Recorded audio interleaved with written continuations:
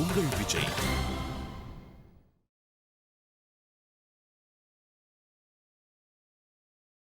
ரகசியத்தை காப்பதில் மௌனம்தான் சிறந்த கருவின்னு கண்ணனே கீதையில சொல்றார். ரகசியம் காப்பதற்குள் நான் மௌனமாகவே இருப்பேன் என்கிறார். மௌனம்ங்கிறதே ஒரு விரதம். எப்படி உபவாசம் ஒரு விரதமோ, ஷோருண்பதற்கு விரதம், ஷோரை தியாகம் செய்யும் விரதம் உபவாசம், அதை போல பேச்சும் ஒரு வித ஆகாரம். அந்த ஆகாரத்தை தியாகம் பண்ணுறதே ஒரு விரதம். நமக்கு ஏதாவது பாபம் நடந்துருத்துன்னு வச்சுங்க, ஒரு 4 நாள் மௌன விரதம் இருந்தோன்னா அது பிராயசித்தங்கிறது. அப்படியே சுவாமி, நான் நினச்சது மௌன விரதமே பாவம்னா நினச்சிருந்தேன். அப்படி இல்லை. இப்போ மௌன விரதம்ங்கிறது உபவாசத்தை போல பிராயசித்தமாகிறது. அது உனக்கு கைகண்ட ஆயுதம். எப்போ வேணுனாலும் மௌனத்தை எடுத்துக்கலாம், அதோடு நீ இருந்துறேன். அதுதான் இங்கே அழகாக நமக்கு சொல்லிக் கொடுக்குறார். ஸ்வாயத்தம் ஏகாந்த குணம் விதாத்ரா விநிர்மிதம் சாதனம் அக்ஞதாயாக அறியாமையை மறைக்கக்கூடிய பெரிய தெரை மௌனம்ங்கிற தெரை. அதுவும் எப்போ வேணா அதை எடுத்துக்கலாம், கடைக்கு போய் வாங்கவே வேண்டாங்கிறார். அடுத்த அர்த்தம் சாதிக்கிறார். யதா கிஞ்சித் ஞோகம் த்விப இவ சபாந்தः சமபவம் ததா சர்வஜோரமீத்யபவதவலிப்தம் மம மனः யதா கிஞ்சித் புதஜன சகாஷாத் அவகதம் ததா மூர்க்கோஸ்மீதி ஜ்வரம் இவ மதः மே வியபகதः. நான் முதல்ல படிக்கிறதுக்கு ஆரம்பிக்கச்சே கொஞ்சமாக கற்றுண்டேனோ இல்லையோ, அந்த சமயம் எனக்கு நிறையா தெரியும் முழுக்கவே தெரியுமே அப்படிங்கிற மதம் பிடிச்சிடுது எனக்கு. வித்யா தனாபிஜன ஜன்ம மதேன காம குரோதாதிபிஷ்ச ஹததீர்ண சமம் பிரயாமி என்று கூறத்தாழ்வான் சாதிக்கிறார். நான் பணத்தாலே உயர்ந்தவன், படிப்பாலே உயர்ந்தவன், பிறப்பாலே உயர்ந்தவன், அழகாலே உயர்ந்தவன் என்று யானை எப்படி மதம் பிடிச்சு அலையுமோ அதை போல இவனுக்கு மதம். படிக்க ஆரம்பிக்கச்சே கொஞ்சம் கத்துண்ட மூர்க்கம் தனக்கு அத்தனையுமே தெரிஞ்சு கொடுத்துன்னு சொல்லுவோம். ஆனால் அப்புறம் கொஞ்சம் கொஞ்சமாக அவனை வித்வான்கள் கோட்டியில் வைத்து அவர்களோட பழகி பேசி வரான் பாருங்க. பேச அந்த மதம் அத்தனையும் குறைஞ்சி போடுங்கிறார். முதல்ல மதம் பிடிச்ச யானையாட்டம் இருப்பான், அதுக்கு அங்குஷத்தை போட்டால் அந்த யானை மெதுவாக கட்டுப்பாட்டுக்கு வருது இல்லையோ, அதை போல கட்டுப்பட்டு வந்து விடுகிறான். ஆச்சாரியவான் புருஷோ வேத, ஆச்சாரியர்கள் நடுவில் இருக்கணும். தத்வித்தி பிரணிபாத்தேன பரிப்பிரஷ்னேன சேவையா உபதேக்ஷந்தி தே ஞானம் ஞானினஹா தத்துவதரிசினா. கண்ணன் கீதையில சொல்றார், ஆச்சாரியர்களை போய் திரும்ப அடிபணிந்து கேள். அவர்களிடத்துல பல முறை கேட்டியானாத்தான் உன் கர்வம் அடங்கும். நாம புஸ்தகத்தை எடுத்து வச்சு படித்து தெரியும்னு சொன்னோம்னா கர்விகளாயிடுவோம். ஆச்சாரியன் சொன்னதை கேட்க வேண்டும், அவர் கையால் குட்டு படணும். பட்டு தெரிஞ்சுட்டு இருந்தால் தான் நமக்கு அது நன்மை பயக்கும். அதனால தான் ஸ்ரத்தையோடு கேட்க வேண்டும். அப்படி நாம் தெரிஞ்சுனுட்டோம்னா என்னன்னு புரிஞ்சுப்போமா? பகவானே தெரிஞ்சுனுட்டியா? ரொம்ப முயற்சி பண்ணி பார்த்தேன், அப்போ என்னன்னு தெரிஞ்சுட்டுருக்கேன்? தெரிஞ்சுனுட்டேன். பெருமானை பற்றி என்ன தெரிஞ்சுட்டுருக்கேன்னால் யஸ்ய அமதம் தஸ்ய மதம் யஸ்ய ந வேதசா. அறிவுக்கு அப்பாற்பட்டவன்னு அறிந்து கொண்டேன். இதுதான் ஞானி சொல்கிற பதில். இப்போ பெருமாளை பற்றி தெரிஞ்சுனுட்டீரோ? தெரிஞ்சுனுட்டேன். என்ன தெரிஞ்சுட்டீங்கன்னா தெரிந்து கொள்வதற்கு அப்பாற்பட்டவர்னு தெரிஞ்சுட்டேன். இதுக்கு எத்தனை வருஷம் ஆச்சு? 81 வயசு. 81. இத்தனை நாளி மனக்கட்டு என்ன தெரிஞ்சுட்டீங்கன்னா, ஓஹோ இவரை தெரிஞ்சிக்க முடியாதுன்னு இப்போ தான் உண்மையாக புரிஞ்சுட்டேன். அதே அறிவிலி என்ன சொல்கிறான்? நான் தெரிஞ்சுனுட்டேனேங்கிறான். எனக்கு தெரியுமே இவ்வளோ தானே பெருமாள்னு சொன்னான்னா அறிவிலி. ஓ அதெல்லாத்தையும் காட்டி அப்பாற்பட்டவர். மனநக மலமர மலர்மிசை எழுதரும் மனனுணர்வளவினன் பொறியுணர்பவையிலன். நம்ம புலன்களுக்கு அப்பாற்பட்டவன் தெரிந்து கொண்டால் அவன் தான் ஞானி. யோக்கியன் அயோக்கியம் வித்தியாசம் இல்லாமல் அனைத்தும் தெரியும்னு பேசிட்டு இருந்தான்னா மூர்க்கன் என்கிறார். அடுத்து கூறுகிறார், கிருமி குலச்சிதம் லாலாக்லின்னம் விகந்தி ஜுகுப்சிதம் நிருபமரசம் பிரீத்யா காதன்னராஸ்தி நிராமிஷம் சுரபதிமபி ஸ்வா பார்ஸ்வஸ்தம் விலோக்கிய ந சங்கதே நஹி கணயதி க்ஷுத்ரோ ஜந்து பரிகிரக பல்குதாம். நம்ம தாழ்ந்தவன் மூர்க்கன். நமக்கு தெரிஞ்சு ஏதோ ஒரு சின்ன பலத்தை பிடிச்சுட்டு இருக்கோம். அந்த பலம்தான் உலகத்திலேயே சிறந்த பலம்னு முடிக்கிறோம்.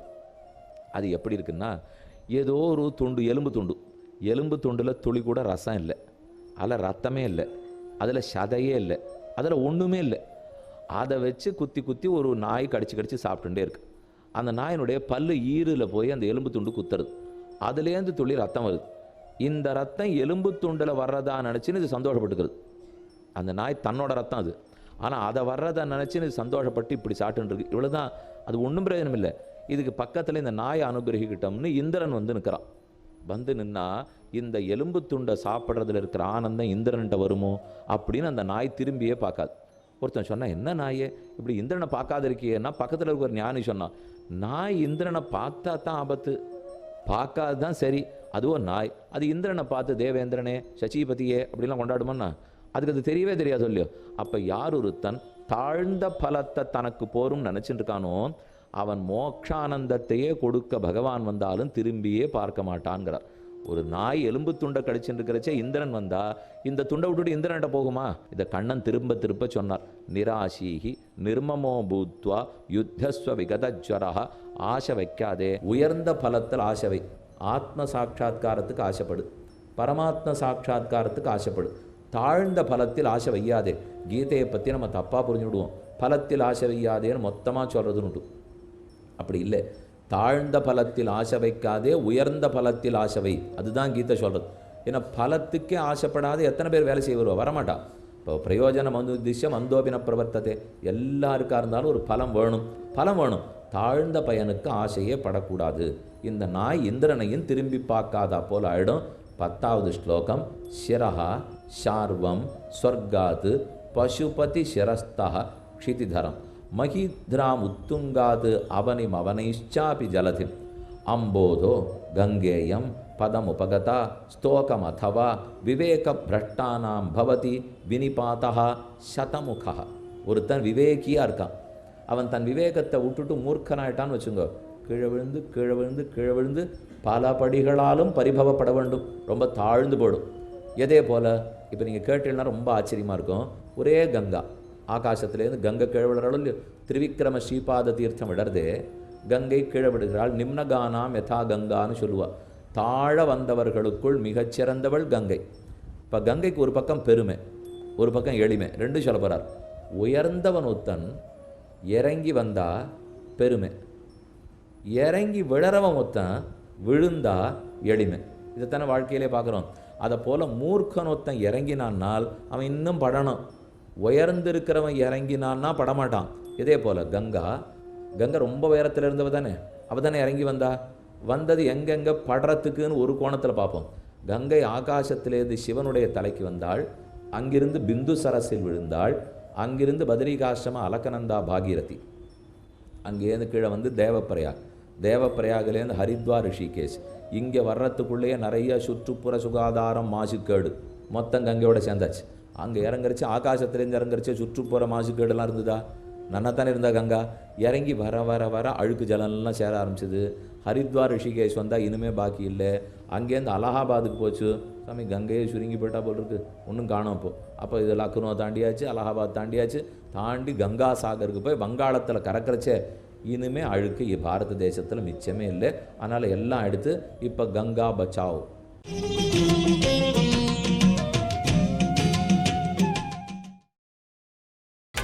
நீங்கள் பார்த்துக் கொண்டிருப்பது உங்கள் விஜய்.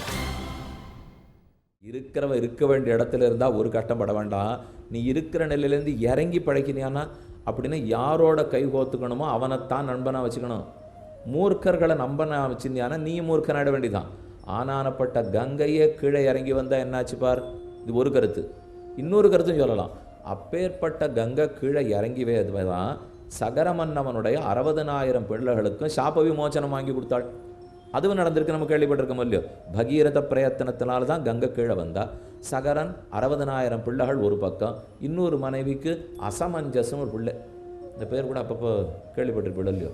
அது என்ன வேலையே ஒன்றும் செய்ய தெரியல, அசமஞ்சசமாக இருக்கு. ஏன்னா அந்த பிள்ளைக்கே பேர் சகரனுடைய 60,000 பிள்ளைகள் ஒரு மனைவிக்கு, இன்னொருத்தான் அசமஞ்சஸ். அவன் போய் அஸ்வமேத யாகம் பண்ணிச்சே குதிரையை காணும். கபிலாச்சாரியர் பக்கத்தில் பாத்தாளத்தில் இருந்தது. போய் பார்த்த பிள்ளைகள்லாம் இவன் தான் எடுத்துட்டார் போல் இருக்குன்னு நினச்சின்னு அடிக்க போனான். கண்ணை திறந்து பார்த்தார் 60,000 பேர் சாம்பல். அதுக்கப்புறம் அவர்களுக்கு சாப விமோச்சனம் வேணும்னு 3ஆம் தலைமுறை பகீரதன் தபஸ் பண்ணினான். அவன் இருந்து தபஸ் பண்ணி நடந்தான் இன்னைக்கு ரிஷிகேஷ் ஹரித்வார். அங்கிருந்தால் பிரம்மா குண்டம்னு இருக்குது, அந்த இடத்துல இருந்தால் அவன் தபஸ் பண்ணியிருக்கான். ஆகாசத்துலேருந்து இறங்கி வந்தவள் எவ்வளவு நல்ல காரியம் பண்ணான். 60,000 பிள்ளைகளுக்கு சாப விமோச்சனம். வரத சகரமன்னவனுடைய பிள்ளைகளுக்கு சகரமன்னவனுடைய 60,000 பிள்ளைகளுக்கும் முக்தி பெற்று கொடுத்தாள். அவர்களுக்கு சாப விமோச்சனம்னால் உயர்ந்த கங்கை கீழே இறங்கி வரவே நல்லது நடந்தது. மூர்க்கனுக்கு மட்டும் பிரதி ஔஷதம் மருந்து கிடையவே கிடையாது. எதுக்கு வேணால் விஷம் முறிவு மருந்து கொடுத்துடலாம். ஒன்று வா ஜலேன குத்தபுக்கு, நெருப்பு ஓஹோன்னு பற்றி எரியறது எல்லா இடத்துலையும் பிடிச்சு கொடுத்தா சரி, எடுத்தெடுத்து ஜலத்தை கொடுங்க அணைச்சிடலாம். இப்போ சூரியன் ஓஹோன்னு காயறார், கொடையை பிடிச்சுங்கோ தாராளமாக தடுத்துடலாம். நாகேந்திரோ நிசிதாங்குஷேன, ஆனை மதங்கட்டு ஓடுறது அங்குஷத்தை போடுங்கோ தடுத்துடலாம். தண்டேன கோகர்தபோ, பசு ஓடி வர்றது கழுத ஓடி வர்றது பெரிய தடி எடுத்துங்கோ உடனே அதை தடுத்துடலாம். வியாதிபிர் பேஷஜம், வியாதிகளையெல்லாம் மருந்து கொடுத்து குணப்படுத்தி விடலாம். விவிதேர் மந்திர பிரயோகர் விஷம், விஷம் கடிச்சதுன்னா கூட மந்திர பிரயோகம் பண்ணி கட்டுப்படுத்தி விடலாம். எல்லாத்துக்கும் சாஸ்திரத்தில் மாற்று மருந்து சொல்லப்பட்டு உள்ளது. மூர்க்கனுக்கு மாற்று மருந்து இல்லை. மற்ற எல்லாத்துக்கும் விஷத்துக்கு கொடுத்துருவாளாம், யானைக்கு கொடுத்துருவாளாம், நெருப்புக்கு கொடுத்துருவாளாம். ஆனால் ஒருத்த மூர்க்கத்தனம் பண்ணால் வாதத்துக்கு மருந்துண்டு, பிடிவாதத்துக்கு இல்லை அப்படின்னு சொல்லுகிறோமோ இல்லையோ. அதனால தான் இந்த 11ஆவது ஸ்லோகத்தில் அதை சொல்லிட்டு சாகித்ய சங்கீத கலாவிஹீனா சாட்சாத் பசு புச்ச விஷாணஹீனா. அழகான ஸ்லோகம். ஒருத்தனுக்கு சாகித்யம் தெரியாது, சங்கீதம் தெரியாது, கலை தெரியாது, ஒன்றும் தெரியாது. இப்படி போய் ஒருத்தர் இருக்கானே, என்னமோ படிச்சிருக்கார், ஆனால் சாகித்யம் சங்கீதம் கலை ஒன்றும் தெரியாதுன்னால் அது கொம்பும் வாலும் இல்லாத மாடுன்னுட்டார். அவனுக்கு அது மட்டும் தேடினா ஆப்படாது. இப்போ புச்சம் கிடையாது, விஷாணம் இருக்காது, கொம்பு இருக்காது, திருணம்னா காதன்னப்பி, நல்ல வேலை. அப்போ சுவாமி அவர் புல் சாப்பிடுவோன்னா சாப்பிட மாட்டார். அவன் மனுஷனும் இல்லையோ புல் சாப்பிட மாட்டார். அது யார் பண்ண பாக்கியம்னா நெஜ பசு பண்ண பாக்கியங்கிறார். இவன் நல்ல வேளை புல்லை சாப்பிட ஆரம்பிச்சிருந்தான்னா மொத்த புல்லும் தனக்கு தானுவான். அப்படி இல்லாமல் புல் சாப்பிடாத மனிதனாக இருந்து சோறு சாப்பிட்றானோ இல்லையோ, நல்ல வேளை ஆடு மாடு கோழி குதிரை தப்பிச்சுது, அதுகளுக்கு இப்போ புல் கிடச்சிது. ஏன்னா இவன் தனக்குன்னு ஒன்று இருந்தால், எண்ணெய் தனக்குன்னு இருந்தால் கூட மொத்தம் தங்கிட்டே ஒன்றுன்னு சண்டை போட ஆரம்பிச்சிடுவோம். வைரம் யார்கிட்டையான்னு இருந்தால் அவள் எல்லாரையும் கொத்தடிமைகளாகவே வச்சு தான் வியாபாரம் பண்ணணும். பணம் அப்படியேதான மாற்று இருந்ததுன்னா அதெல்லாம் குறைச்சிட்டே போய் எனக்கு தான் பண்ணணும். எதுவாக இருந்தாலும் சில நாடுகள் இருக்குது மொத்தம் எங்கிட்ட இருக்கணும். அதை போல் நம்ம ஞான மனுஷனிடத்தில் புல் சாப்பிட்றதை விட்டுருந்தோம், உலகத்தில் இருக்க எல்லா புல்லையும் சேமித்து வைக்கணும். ஏன்னா என் பேரனுக்கு பேரன் புல் சாப்பிடணும்னு இப்போ ஆரம்பிச்சிருவோம். நல்ல வேளை அதெல்லாம் இவங்ககிட்ட விடலைப்போ. ஏன்னா மாடு கண்ணுகளாக இருந்தால் அன்னைக்கு தான் சாப்பிட்றதோடு நிறுத்திடும். மனுஷனிடத்தில் ஆபத்து சந்ததிக்கு சேர்த்து வைக்கிறது ஆபத்து. நான் வாழறதுக்கு வீடு இருக்குது, என் பிள்ளை இருக்கார், கல்யாணம் பண்ணால் அவன் தனியாக இருக்கணும்னு நிச்சயமாக நாட்டுக்கு ஒன்று சொல்லுவோம், அதுக்காக அடுத்து விடுவாங்கிறான். சுவாமி நீர் தான் இப்போ இருந்துட்டுருக்கீரே, நாளைக்கு எதுக்கு இப்போ பிள்ளைக்கு விடுனா தனி கொடுத்துன்னு தான் வச்சாகணும் சுவாமி, யார் ஒத்துக்கு போகிறாங்கிறீர்னா. அப்போ நீங்கள் 2 பேர் தானே இந்த வீட்டில் இருப்பீள். ஆமாம் ரொம்ப பெரிய வீடாக இருக்குது, எப்படி காப்பாற்றுறது என்ன பண்ணுறதுன்னே தெரியல இப்போ அப்படின்னு அதையும் குறைஞ்சிப்பா, இதையும் வாங்கிட்டு. அப்போ இவ்வளோ பெரிய வீடு இருக்கே அதையே, அப்போ இந்த வீட்டுக்குள்ளேயே அந்த வீட்டில் அவா இருக்கலாமேன்னா இருக்கலாம். ஆனால் ஒத்துருக்கும் ஒன்றும் ஒத்து போகிறதில்ல இந்த நாளில். இப்போ சகிப்புத்தன்மையே இல்லை. அவா வார கிடத்துறதுல தான் க்ஷேமம் தெரியுமோ அப்படின்னு நம்ம பெரிய அதுக்கு கருடா சௌக்கியமாக கதையும் சேர்த்து சொல்லிடுவோம். அது பாம்பு இருந்து தான் அது பார்த்து நீ கருடன் சௌக்கியம்னு கேட்டு சொல்லியோ, அந்த கதையெல்லாம் சொல்லி புராணம்லாம் சொல்லி ஆகவே நாங்கள் இந்த முடிவுக்கு வந்திருக்கோங்கிறானோ இல்லையோ. இப்படி தான் வந்து நல்ல வேளை இவனை புல்லை சாப்பிட்ற பகவான் வைக்கலை, தப்பிச்சது மாட்டு வர்க்கங்களெல்லாம். கடைசி 2 ஸ்லோகம் முடிஞ்சுடுத்துப்போ. ஏஷாம் ந வித்யா ந தபஹ ந தானம் ஞானம் ந சீலம் ந குணாக ந தர்ம தே மர்த்தியலோகே புவி பாரபூதாக மனுஷரூபேண மிருகாச்சரந்தி. மனித உருவத்தில் மிருகமாக நடையாடி கொண்டிருப்பார்கள். யார்? ஏஷாம் ந வித்யா, யாரிடத்தில் படிப்பில்லையோ, ந தபஹா தபஸும் இல்லையோ, ந தானம் ஈகை குணம் இல்லையோ, ஞானம் அறிவும் இல்லையோ, ந சீலம் உயர்ந்தவன் தாழ்ந்தவன் பழகிற சுவாவமும் இல்லையோ, ந குணாக நற்பண்பில்லையோ, ந தர்ம தர்ம காரியத்தில் ஈடுபடலையோ.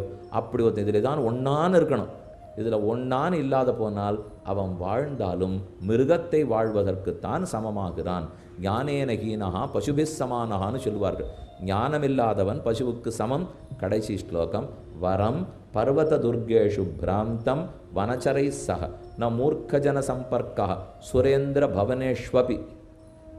ஆரோ மூர்க்கன், அந்த மூர்க்கர்களோடைய தேவேந்திரனுடைய பட்டணத்தில் பக்கத்து நாற்காலியில் உட்காரதை விட, தேவேந்திரனுடைய உலகம் சொர்க்கலோகம், சொர்க்கலோகத்தில் ஒரு மூர்க்கன் நாற்காலிக்கு பக்கத்தில் உட்காந்துக்கிறியா, அல்லது பண்டித்தனோட காடு மேடு அடங்களும் ஷோர் இல்லாமல் திரிகிறாயா என்றால் தாராளமாக நான் பண்டித்தனோட காடு மேடை தெரிஞ்சுக்கிறேன், இந்திரபட்டினத்தில் மூர்க்கனுக்கு பக்கத்தில் நான் உட்காரதா இல்லை என்று சொல்லுவார்கள். அணைய ஊற புனைய அடியும் பொடியும் பட பர்வத பவனங்களிலே ஏதேனுமாக ஜனிக்க பெறுகிற திரக்கு ஸ்தாவர ஜன்மங்களை பெருமக்களும் பெரியோரும் பரிகிரகித்து பிரார்த்திப்பர்கள் என்ன அழகுணவாள பெருமாள் நாயனார் ஆச்சார ஹதயத்தில் சாதிக்கிறார். யாரும் ஆசைப்பட்டிருக்கா. ஆசாமகோ சரணரேணு ஜுஷாமகன்ஸ்யாம் அகம் கதம்போ பூயாசம் குந்தோவா யமுனா தட்டே. உத்தவர் பிரார்த்திக்கிறார், சுகர் பிரார்த்திக்கிறார். கண்ணன் திருவடிப்பட்ட மணல் துகளுக்குள்ள ஒன்றா பிறந்தா போரும். கண்ணன் திருவடிப்பட்ட கதம்ப மரத்தில் ஒரு கிளையா பிறந்திருந்தா போரும். ஆளவந்தார் பிரார்த்தித்தார், தாஸ்ய சுகைக சங்கினாம் பவனேஷ்வஸ்துவபி கீட்ட ஜன்மமே. பிரம்மா பதவி எனக்கு வேண்டாம், உன்னுடைய அடிமைத்திறம், உனக்கு கைங்கரியமானங்கிற ரசமடிஞ்ச மகான்கள் இருக்காரு, அவனுடைய குடிசை வீட்டில் ஓலை வீட்டில் மூலையில் இருக்கிற புழுவா பிறந்தா கூட போரும், பிரம்மா பதவி கூட எனக்கு வேண்டான்னு சொன்னார். அதில் மூர்க்கனாக வாழாமல் சத்தாக சஜ்ஜனனாக நல்லார்களோட தொடர்பு கொண்டு வாழ்ந்திருக்க வேணும் அப்படிங்கிறத முதல் பத்ததியிலேருந்து இப்போ தெரிஞ்சுக்கிட்டோம். மூர்க்க பத்ததி முடிந்தது. அதுக்கு அடுத்தது வித்வத் பத்ததி. ரொம்ப ஆச்சரியமான அர்த்தங்கள்லாம் சொல்ல போகிறார்.